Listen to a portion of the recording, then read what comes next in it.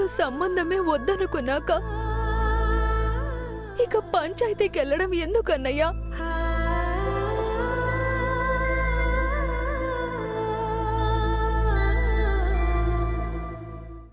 పెళ్లి ఎందుకు క్యాన్సిల్ అయిందో ఊళ్ళో వాళ్ళకు కూడా తెలియాలి కదక్కా. కానీ అక్కడ న్యాయం జరుగుతుందా? అక్కడ మా పెద్దనాన్నే కాదు, ఊళ్ళో పెద్దలు కూడా ఉంటారు. వీళ్ళనే తప్పు పడతారు. పదండి బావా. సరే, పంచాయతీలోనే తేల్చుకుందాం.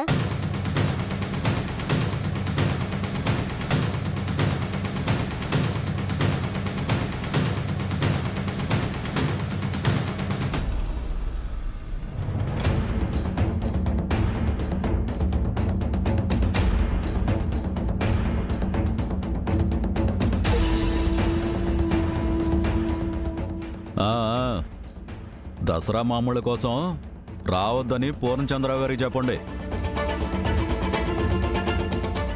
వాళ్ళ మనవరాలు చేతికొచ్చిందా తస్సదీయ.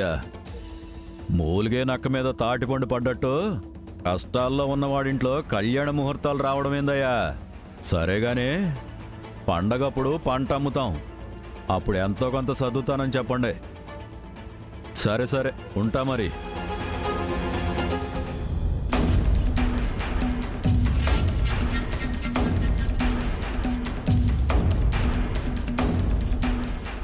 ఏంది కదా ఎట్టా వచ్చారు వీళ్ళు? శ్రీవల్లికి టీచర్ ఉద్యోగం పోయిందనగానే వీళ్ళు సంబంధం వద్దనుకుంటున్నారయ్యా. అట్టాగా.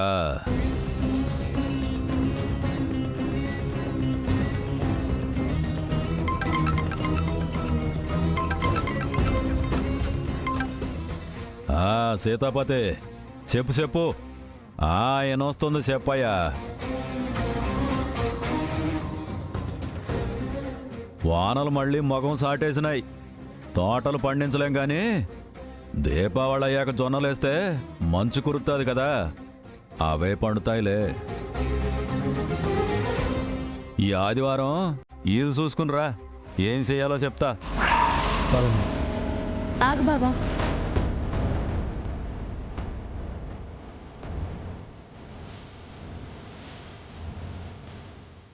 వెళ్ళనీ అమ్మా,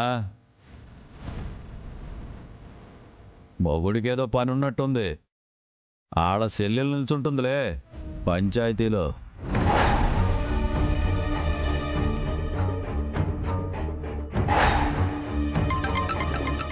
ఎవరిది?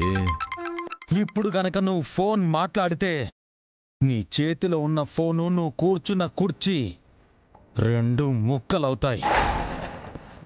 ఆ తర్వాత నువ్వు ఎక్కడుంటావో ప్రత్యేకంగా చెప్పనక్కర్లేదు.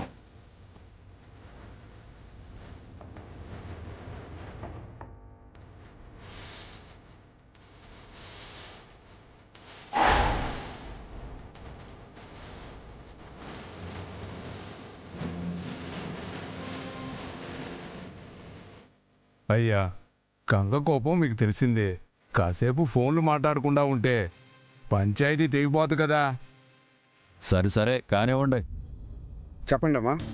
శ్రీవల్లితో పెళ్లి అని ముహూర్తాలు కూడా పెట్టుకుని ఇంతలోనే తను చేస్తున్న ప్రైవేట్ ఉద్యోగం పోవడంతో సంబంధం తెగదెంపులు చేసుకుందామని అనుకున్నారు.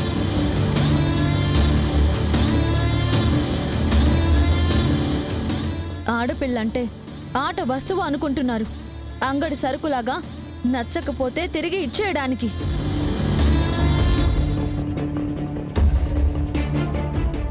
మర్యాదగా షణ్ముఖాన్ని శ్రీవల్లి మెళ్ళో 3 ముళ్ళు వెయ్యమనండి. ఏంటి 3 ముళ్ళ? ఈ పంచాయతీ ఏమన్నా పెళ్లి ముహూర్తాలు పెట్టే చోటు అనుకుంటున్నావా ఏంది?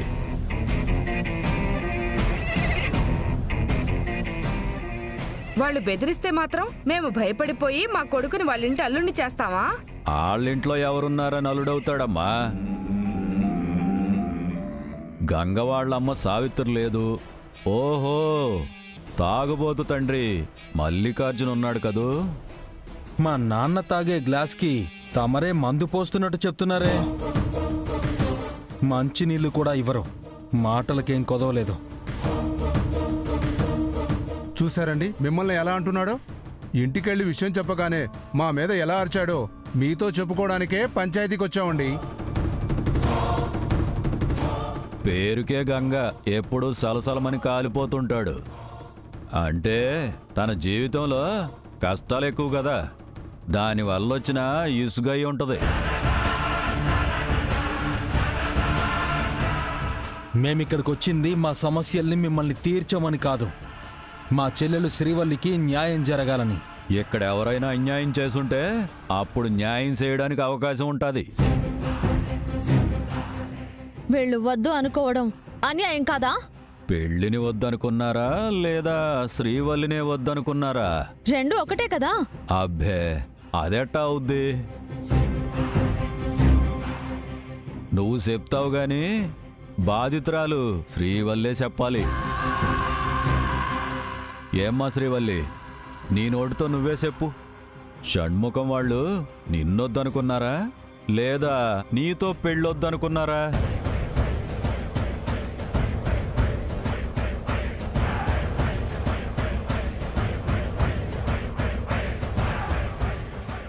నన్నే వద్దనుకున్నారు. చూసారా, వాళ్ళు పెళ్ళొద్దనుకోలేదు. అంటే ఏంటి మీ ఉద్దేశం? పెళ్లి శ్రీవల్లితో కాదు, ఇక వేరే అమ్మాయితో పెళ్లి చేసుకోబోతున్నారు అని చెప్తున్నారు, అంతేనా?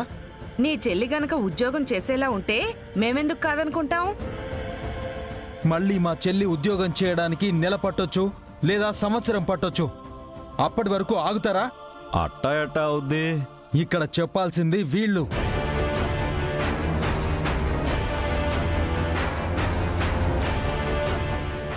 మేం పెట్టుకున్న ముహూర్తానికి ఇంకా టైం ఉంది కదా, ఆ లోపల మళ్ళీ ఉద్యోగంలో చేరితే అప్పుడు ఆలోచిస్తాంలే బాబు. ఆహా, ఒక నెల ఆలస్యం అయితే ఈలోపు వేరే సంబంధం చూస్తారు. ఆ తర్వాత శ్రీవల్లి గనక ఉద్యోగం చేస్తే మళ్ళీ ఖాయం చేసుకున్న సంబంధాన్ని కాదనుకుని ఇక్కడికొస్తారా? అలా ఎలా అవుద్ది? నా కొడుకు చేసుకోబోయే అమ్మాయి ఉద్యోగం చేస్తుందంటే మళ్ళీ ఈ సంబంధం గురించి ఆలోచించాం.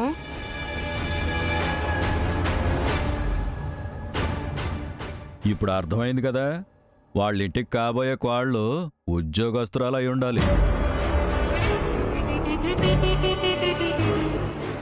శ్రీవల్లికి మళ్ళీ ఇంకో సంబంధం చూడడమే.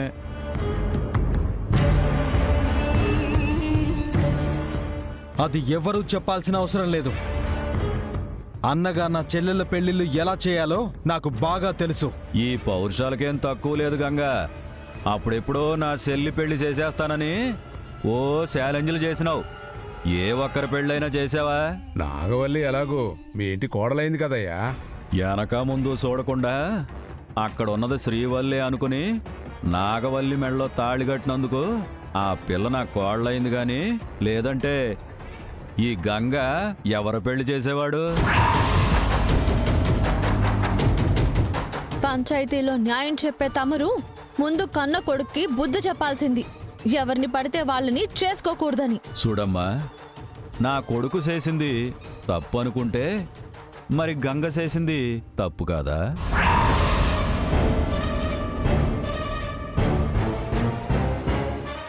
కమ్ముకున్న పొగలో తాళి కట్టిన నా కొడుకునంటున్నారు కానీ స్పృహ కోల్పోయి కళ్ళు మూసుకున్న నీ మెళ్ళలో తాళి కట్టింది ఎవరు? గంగ కాదా? గంగా బావా మీ కొడుకులాగా ఇంకో ఆడపిల్ల వైపు పొర్రపాటును కూడా చూడడు. అది తేడా. అలాంటి వాడు నా భర్త అని నేను గర్వపడుతున్నాను. ఇంటి నిండా పెళ్ళిడికొచ్చిన చెల్లిళ్ళే ఉంటే ఇంకే ఉద్దేశంతో చూస్తాడు? వాళ్ళకి సంబంధాలు చూడడమే సరిపోద్ది.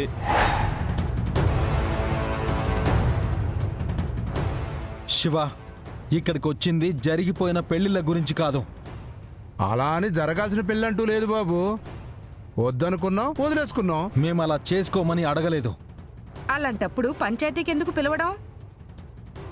ఇలా శ్రీవల్లికి అన్యాయం చేసినట్టు ఇంకే ఆడపిల్లకి అన్యాయం చేయకూడదని ఈ ఊరి పెద్ద మనుషుల ముందు మిమ్మల్ని నిలబెట్టడానికి.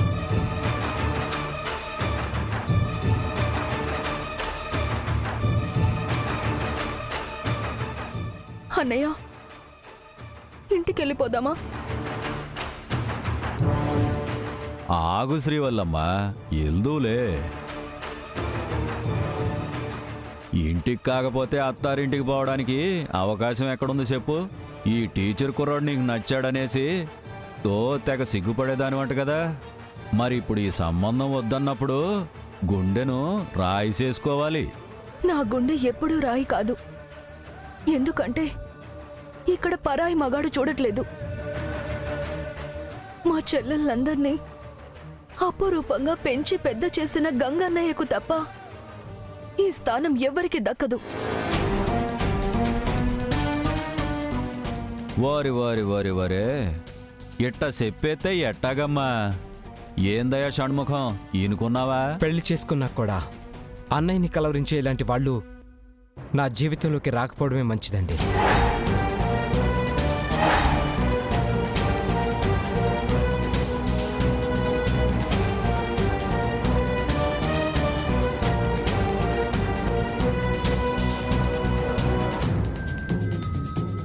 తల వంచుకోకండి షణ్ముఖం గారు.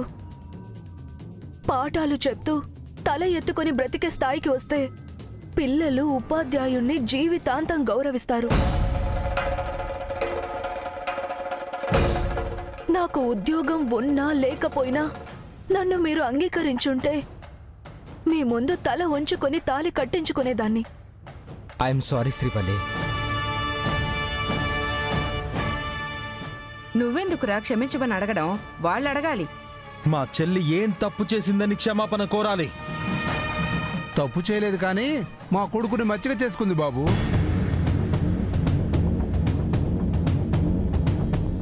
తనంటే విపరీతమైన ఇష్టం పెంచుకొని రాత్రి పగలు శ్రీవల్లి శ్రీవల్లి అని కలవరించేవాడు. అంతలా అభిమానించేవాడు ఇప్పుడు ఎందుకు వెనకడుగు వేస్తున్నాడు?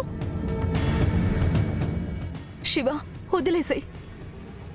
నాకైనా మా అన్నయ్యకైనా ఇక్కడికి రావడం అస్సలు ఇష్టం లేదు. నీ బలవంతం మీద వచ్చాం.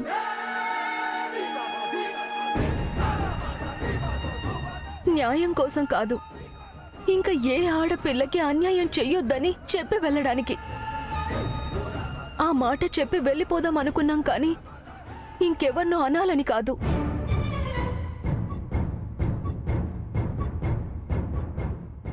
ఏడదాకా వచ్చి పంచాయతీ తీర్పు వినకుండా మధ్యలోనే వెళ్ళిపోతే తప్పు చేసిన వాళ్ళు అవుతారు శ్రీవల్లి. మీరు తీర్పు ఇస్తారని రాలేదు, మీరు తీర్పు ఇవ్వాలని మేం కూడా ఆగట్లేదు. మరి ఎందుకు వచ్చినట్టు గంగా? నేను తీసుకొచ్చాను. ఆడపిల్లకి ఉద్యోగం లేకపోతే జీవితమే లేదు అని మాట్లాడే ఇట్లాంటి వాళ్ళకి నిజానికి శిక్ష పడాలి. ఏంటమ్మా, నువ్వు పరీక్షల్లో పాస్ అయిపోయి పోలీస్ ఆఫీసర్ అయిపోయి మా అందరి మీద కేసు పెట్టి మమ్మల్ని శిక్షించాలనుకుంటున్నావా? ఇంకా నా చేతికి అపాయింట్మెంట్ లెటర్ రాలేదు కాబట్టి నిజానికి మీరు బ్రతికిపోయారు.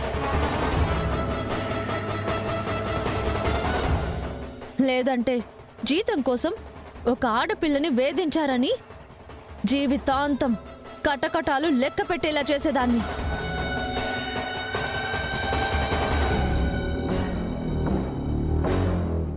శివపార్వతి, అధికారాన్ని చేతిలోకి తీసుకోకూడదు. నీ చేతికే ఉద్యోగం వచ్చినాక పద్ధతి ప్రకారం చేసుకుంటూ పోవాలా. అప్పటిదాకా నోటికొచ్చినట్టు మాట్లాడకూడదు. ఏమండి, ఇక మేము వెళ్ళొచ్చా? ఆడపిల్లలు ఆళ్లే వెళ్ళిపోతామంటే మీరు కూడా అట్టాగే మాట్లాడతారేంది? న్యాయం కావాలా వద్దా? నిజానికి న్యాయం కావాల్సింది మాకు, కానీ ఇక్కడ అది జరగదని మాకు తెలుసు. న్యాయం కావాల్సింది మీకు కాదు గంగా, షణ్ముఖం వాళ్ళకే.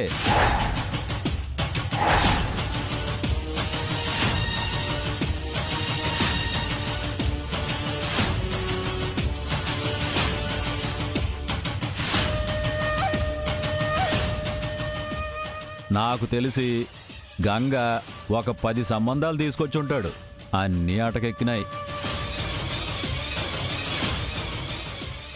ఆ తర్వాత నా కొడుకు దేవరాజు తెగ ఇష్టపడిపోయి తాళి కడితే శ్రీవల్లి మెళ్ళలోనే కట్టాలనేసి తీర్మానించుకుని చివరికి నాగవల్లి మెళ్ళలో తాళి కట్టి కళ్ళు మూసుకుని కాపురం చేసుకుంటున్నాడు. సరిసర్లే, అన్నీ మామూలే. ఆ తర్వాత శ్రీవల్లిని చేసేసుకోనీకి షణ్ముఖం వాళ్ళొచ్చి 1 కాదు 2 కాదు 3 సార్లు ముహూర్తాలు పెట్టుకున్నారు. కాని పెళ్లి మాత్రం జరగల. దోషాలున్నాయని చెప్పినా పిల్ల షణ్ముఖాన్నే చేసుకోవాలనేసి తన ఆశలు మాత్రం చంపుకోకుండా చాలా ప్రయత్నాలు చేసింది. కానీ చివరికి దోషం పోయిందో లేదో తెలియదు కానీ ఉద్యోగం మటుకు పోయింది. అది పోగానే శ్రీవల్లి మాకొద్దు అంటున్నారు.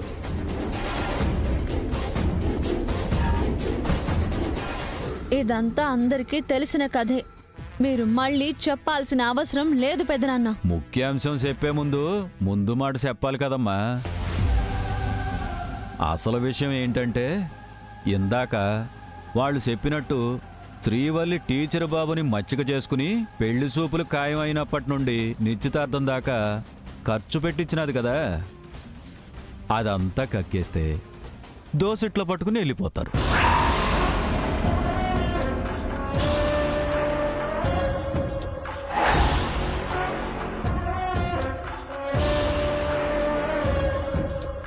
ఏంటండి వాళ్ళు వాంతి చేసుకుంటే మేము చేయబట్టడం ఏంటి? ఓరిని ఆవేశపడకుండా అర్థం చేసుకోరండి మీరు. మీకు అర్థం కాలేదండి. ఇప్పటి వరకు మనతో పెట్టించిన ఖర్చంతా ఆ గంగ చేత కట్టించుకుపోమ్మని పంచాయతీ పెద్ద మనుషులు చెప్తున్నారు.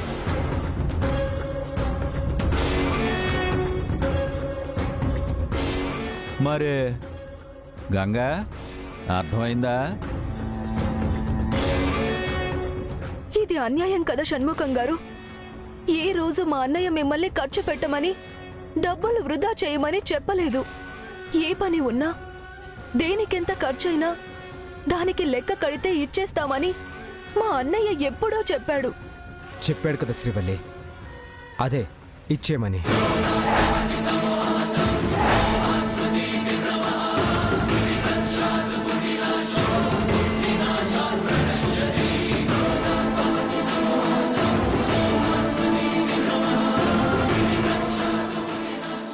షణ్ముఖం, నువ్వేనా ఇలా మాట్లాడుతుంది?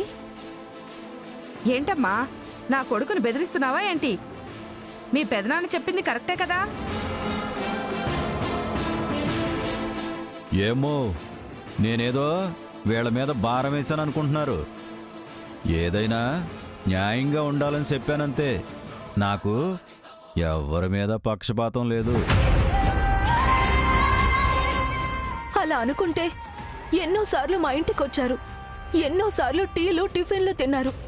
మరి అవేమేం లెక్క కట్టలేదే. ఇప్పుడు కట్టుకోండమ్మా. ఎంత అవుతుంది? 1000, 2000, 10,000 అనుకోండి. మేమిప్పటిదాకా ఖర్చు పెట్టిన డబ్బెంతో తెలుసా? 2,40,000.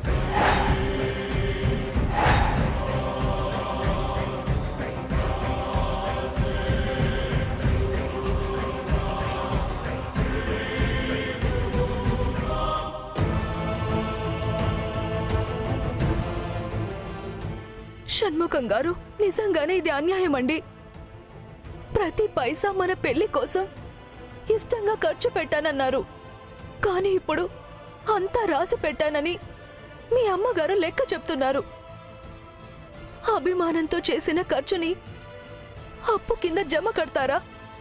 నీతో పెళ్లి క్యాన్సిల్ అయిన తర్వాత ఇక అభిమానం ఏముంటుంది?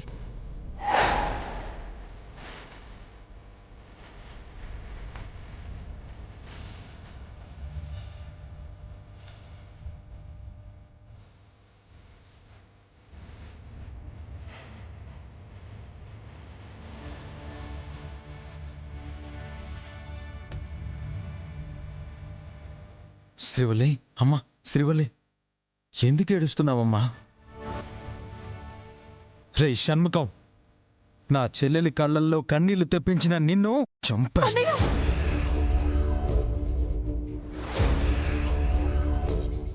వద్దు, నన్ను ఎవరో ఏదో అన్నారని నాకు కన్నీళ్ళు రావడం లేదు. అన్యాయంగా నీ మీద భారం పెట్టారని బాధగా ఉందన్నయ్య. అరే ఏంటమ్మా నువ్వు? 2,40,000 అన్నారు. కడదాం. ఈ మాత్రం దానికే ఏడుస్తున్నావా? కడతామని మాట చెప్పడం కాదు, ఇప్పుడు కట్టే ఇక్కడి నుండి వెళ్ళండి. చెప్పు తెగుద్ది. ఏమనుకున్నావో?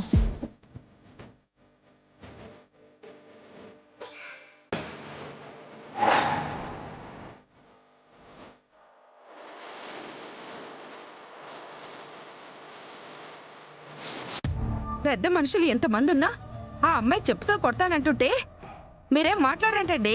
అట్లాంటి పని చేస్తే ఇంకా పెద్ద శిక్ష అనుభవించాల్సి వస్తుందమ్మా. అది నా కూతురైనా సరే. ఖచ్చితంగా నేను అనుకున్నట్టుగానే చేస్తాను.